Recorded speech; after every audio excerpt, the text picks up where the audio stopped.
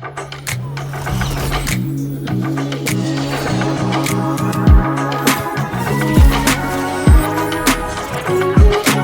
you ever stopped to think about how your phone just knows what you're going to type next? Or how you can just shout a question at a smart speaker and actually get a useful answer? Well, that magic is what we're talking about today. It's all about this incredible collision between linguistics and computer science, and we're going to break down how machines are finally learning to understand us. Okay, check out this classic joke from Groucho Marx. One morning, I shot an elephant in my pajamas. How he got in my pajamas, I don't know. As a person, you get it instantly, right? Your brain processes the first part, assumes one thing, and then the punchline just flips the whole sentence structure on its head. That's where the humor is. But a computer, it would be completely baffled. It'd be trying to calculate the physics of an elephant literally wearing your pajamas. And that's really the million-dollar question we're going to unpack. How do we close that massive gap between our own intuition and cold, hard machine logic? What's it actually going to take for the computer to finally get the joke? To even begin to understand how machines are learning, we first have to appreciate just how huge this problem is. You could say that in this story, the main villain isn't some evil AI, it's just language itself. Human language is beautiful, it's chaotic, and for a computer, it is an absolute nightmare. I mean, just think about it for a second. We've got ambiguity, where a simple word like bank can mean a place you put your money or the side of a river. Then there's context. The phrase, "oh, that's just great," can be genuinely happy or absolutely dripping with sarcasm. And that's not even touching on slang, different dialects, and the fact that there are over 7,000 languages on the planet. It's a beautiful mess. And this isn't just some small niche problem for academics to worry about. A jaw-dropping 80% of all the data in the entire world is unstructured. It's just raw text from emails, documents, social media, and spoken words. That is a gigantic, messy, but unbelievably valuable mountain of information just sitting there, waiting for machines to make sense of it. So if our messy human language is the computer's nightmare, what's the solution? Well, it's a field of AI called natural language processing, or NLP for short. If language is the villain of our story, NLP is definitely the hero. The technology designed to dive right into that chaos and find meaning. So what is NLP really? Well, at its heart, it's the meeting point of computer science and linguistics. It's the part of artificial intelligence that gives machines the tools they need to read our text, to understand what we're saying, interpret it, and even generate human language all on their own. It's basically where code learns to communicate. So where does a machine even begin? I mean, before it can tackle a whole paragraph or even a sentence, it has to learn the absolute fundamentals. We're talking about the basic building blocks of meaning, and there are 3 of them that are absolutely key. First up, we've got something called entities. The easiest way to think about these is as the nouns of the machine's world, the specific people, the places, the organizations, the things. So in a sentence like, "Apple launched a new iPhone," the NLP's job is to identify Apple not just as a 5-letter word, but as a company. That's an entity. Okay, so once the machine has found the entities, it needs to figure out the relationships between them. These are the verbs, the actions, the things that connect all the nouns.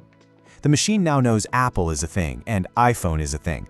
The relationship, launched, is that vital link that explains what Apple did to the iPhone. It connects the dots. And the third and maybe most important building block is intent. This is all about the why. Why did the person say or type these words? When you say, "show me the weather," your goal isn't to have a philosophical discussion about meteorology. Your intent is simple. You want information.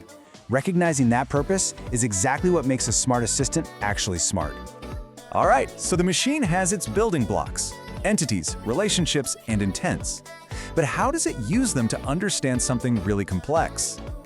Well, it basically becomes a linguistic detective, and it follows a very specific 5-phase process to crack the code of our language. This 5-step method is how a machine goes from just seeing a jumble of letters on a screen all the way to understanding subtle, real-world meaning. It's a journey, and it starts with the absolute basics and gets way more sophisticated with each step. Phase 1, the detective has to gather the clues. This is called lexical analysis. All it means is breaking a sentence down into its individual words, or as they're called, tokens. So a sentence like "cats are running" is no longer one thing, it's now 3 separate pieces of evidence: cats, are, and running. Simple as that. Next up, the detective has to make sure the clues are even arranged in an order that makes sense. This is syntactical analysis, or, what we all just call grammar. The machine needs these rules to figure out who's doing what. So John eats apples follows the rules.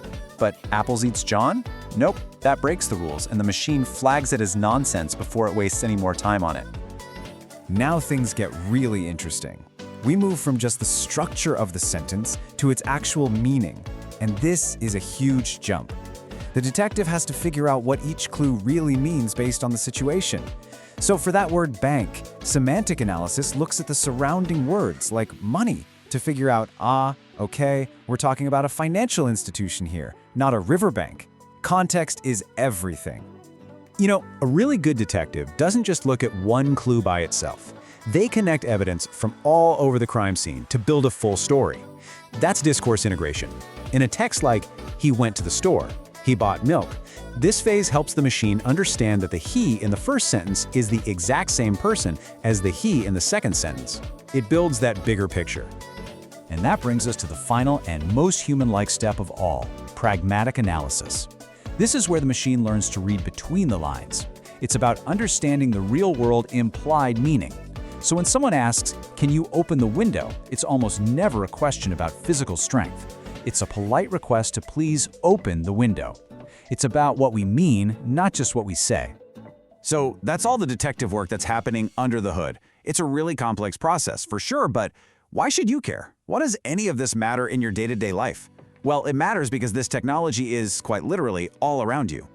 Seriously, every single time you ask Siri or Alexa for the weather, every time a spam email gets magically filtered out of your inbox, every time your phone predicts the next word you're about to type, or you talk to a customer service chatbot, or you use a translation app, that's NLP doing the heavy lifting. It's the silent engine powering a huge part of our digital lives. The amazing thing is, this is all just the beginning. This technology is getting better, faster, and more nuanced every single day. It's moving beyond just recognizing our words to actually understanding our intent. Which kind of leaves us with one final big question. As these machines get closer and closer to truly understanding us, to finally getting the joke, what will be the first thing you ask them?